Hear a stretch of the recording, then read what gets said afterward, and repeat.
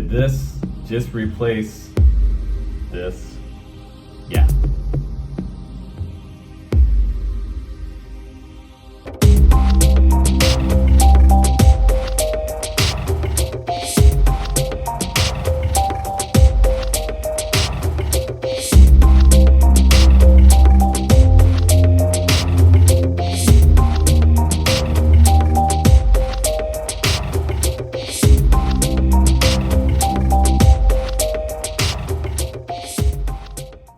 What's up guys, welcome back to the channel. This is the Flywoo Explorer LR, long range, miniature, sub 250 gram, little Send It crossfire quad with my Insta360 camera on the front, sporting 1080p stabilized footage, and it has GPS on the very back. It also has a frame on here that's been inspired by Dave C FPV, so thanks to Dave C FPV, and it has a sort of a traditional flat end, sort of dead cat style frame, so we see no props in the view. But the best thing about this entire quad is that, well, yes, you can freestyle it, but the most important thing is that this little guy can do anything that the bigger traditional 7-inch beast could do for the last 5 years. This has been the traditional Send It rig up the mountain. This has been the mountain surfer format forever in FPV, and well, Flywoo decided to change that. So here we are with the Explorer LR, and this little guy has CATX Vista on here. It has GPS, it has 4-inch props, it has Dave C FPV motors, or NIN Flywoo motors, 1404 on here, and they are 2750 kV. You can fly this on a 4S1000 and get like 18 minutes flight time going in a straight line, just trying to get out there and send it. If you want to also go a little further, you can use something like a Lion pack. And this Lion pack is gonna get you in upwards of 30 minutes on this little guy. Did you hear that? 30 minutes. So 30 minutes on something like this with the Insta360 Go. The Insta360 Go, in my opinion, is well worth the weight exchange between the GoPro Hero 7 or 8. This is sort of the future of long-range format. If Insta360 ever gets to the point where they can update this to record about 30 minutes worth of flight footage or even 20 minutes worth of flight footage, we're going to be holding the golden chalice of FPV right here in our hands. So this also has an F4 flight controller. It's the Goku F411 on here. It does have ESCs. It'll support up to a 3 or a 4S battery. You also have a no battery eject type of beeper on the back. If this battery flies off in the woods somewhere, this little beeper is going to beep for probably a day or two. So it does have a button on the very bottom, and it has a TPU mount all the way around it, surrounding it, to give it a little more protection and safety when you do crash. It looks like the BN220 on the back as well. This little tiny GPS should get you in upwards of 12 to 15 satellites on here. Once you have a good satellite lock, you have GPS return to home on here, set it up on a switch in beta flight. And we have an extra tall, long-range atomic DJI antenna in the very back that comes in and out of that TPU mount right there. Just stick it right down in there and you have plenty of clearance above this entire rig. So keeping the RF down low, signal up high. So let me go ahead now and just send you guys into the footage. This is going to be some of the most epic Explorer LR footage you will see on YouTube to date. Here we go.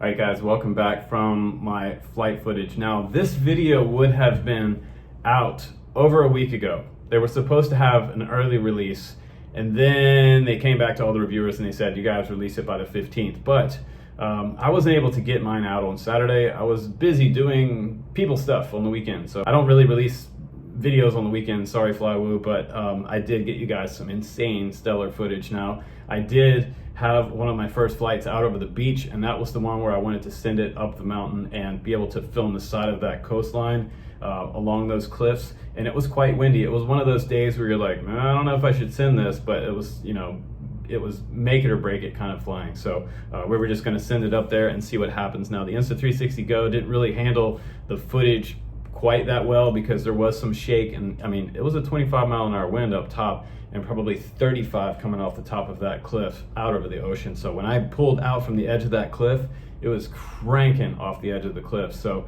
it was smoking through there. I got the shot, turned around and came back in and came down the beach. And the battery voltage was dropping super quick on the way back to the home point. So I was able to make it back, land safely, and get no sand in the motors. I mean, there was sand whipping across the beach. You could see that. But I think on a normal, calm, everyday type of situation where you're flying, if you're going somewhere to fly up and down the beach with regular moderate wind, which would be say 10 to 15 miles an hour, shouldn't be a problem. This format is absolutely the future. I mean, I've been traveling with this beast for a long time, and you know, if I do go on a long range flight trip, say out to Eastern Oregon or somewhere where I'd like to go, this is generally what I would take. I would take this in an FPV wing. But now I'm probably going to start leaving this home a little more unless I really need some super high-end 4K footage.